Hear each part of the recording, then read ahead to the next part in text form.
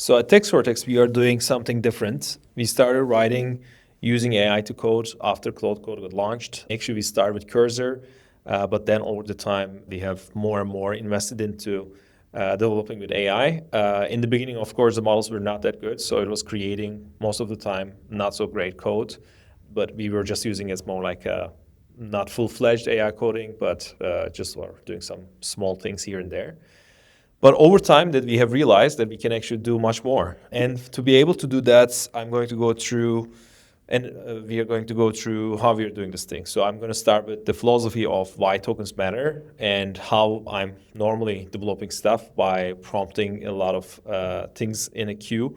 By this way, it will run in parallel.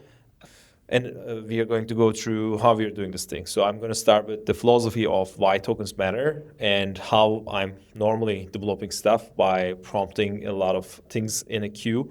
By this way, it will run in parallel. Self-reflection loops. And so we're going to talk about why tokens matter and why it's important to use as much as tokens as possible. At the same time, how I'm using it in my daily practice with the prompt queues. And then I'm going to talk about the self-reflection loops, and then we're going to go a little bit into detail regarding all these things. But generally, it is quite straightforward, easy to understand, and I think this is the future, and there are some simple and easy to understand concepts here. So for example, one of them is a really important one is more tokens that you use, you get closer to the end result with the highest accuracy. Because you can think about token usage to reduce the error rate and get as close as possible to the most accurate answer. And you can do that with a lot of self-reflection loops. And how I'm doing it is very simple, actually. It's that simple. And that's basically like a prompt queue that you need to send these messages one after another to be able to let the AI run for hours, basically. So this is the 10-step prompt queue. I start with, I have a skill that I can use for solving bugs or creating features. It is quite simple thing to do. And then, as you can see, is like send all of these in a queue without even getting a response. I already sent all of them. And I'm at first asking for, hey, is your plan production ready and elegant? And then afterwards, if not, improve your plan. Is this the holy grail? If not, improve your plan. And then after all this is completed, then I say, okay, implement your plan. And then I ask the same questions again. So this is causing AI to reflect as much as possible about its solution. So it is just thinking it to itself, like, shall I do it this way? Shall I do it that way? And then more self-reflecting questions that you're asking, it is getting closer to the result, basically.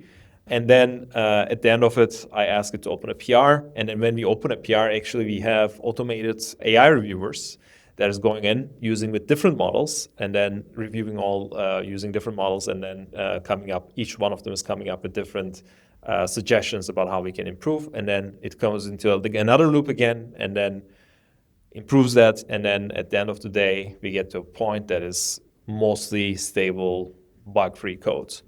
So this is basically how it works. And the reason that it works so well is because the self-reflection loops. Like you can think about it like how a human would think. You do an action, and then according to that, you also think about, hey, is it the correct way of doing things? Am I doing something wrong? What could be the edge cases? AI does have this automatically with the thinking phase, but more thinking tokens that you spend, you're going to see that it is getting closer to the result, the correct result. So what we are trying to do is to use as much as tokens as possible. And to be able to do that, you need to ask self-reflecting questions to the AI as much as possible. And then each reflection pass burns more tokens, and then it eliminates potential edge cases that the AI hasn't thought about. And that slowly improves from then on. And then what you do is if it gets too complex, I would just stop at the planning phase before they're going into implementation and look if the implementation does make sense. If you see that it is making sense, then you can continue and say that, okay, this plan makes sense, please implement it. Or if you don't want something like in the plan, that you can always change it. That is another thing. Yeah, I mean, after the PR is opened up, of course, you should automate the smoke test as well. But if you don't have the smoke test enabled or you are not able to do it, then you need to test it yourself and see the problems and then quickly iterate with a smaller model most of the time. For example, I start coding with Codex and then I create something really quickly. Not quickly, but very detailed and takes a long time. And then I use Claude Code for faster fixes. And most of the time, the Codex does a lot of issues or errors in the UI, but Claude Code's for some reason much better when it comes to that. So what I do is I try to use as much as possible with Codex the first iteration, and then with Claude Code to do rest of the polishing and progressively refine it until it gets into a really good state. And I would like to start getting to the end of this presentation. So Jensen Huang said, I mean, of course, it's a little bit biased because at the end of he's the guy who sells all the tokens in the world. And he says that if that a $500,000 engineer is not consuming at least 250K in the tokens, I'm going to be deeply alarmed and most probably fire that person. I don't know.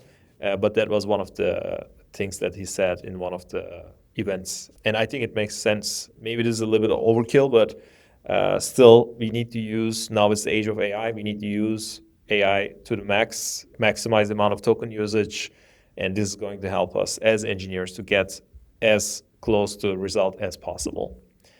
And about myself, about how I am developing normally, most of the time, small tasks, they run at least an hour, because when I put all these prompt tokens in prompts into the queue, they're going to be automatically sent one after each other, and at the end of the day, they're going to run 1 hour. If they're kind of complex, I've seen there are some of the tasks run for 3-4 hours, and it burns a lot of tokens, creates a lot of costs. But at the end of the day, I got really close to production grade code that is ready to merge.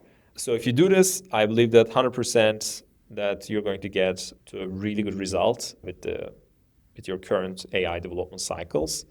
So spend the tokens, ship to quality. That is my motto at Text Cortex, and this should be the standard for all the companies all around the world. Thank you for listening. I hope this is going to help you to be better at agentic engineering. Take care.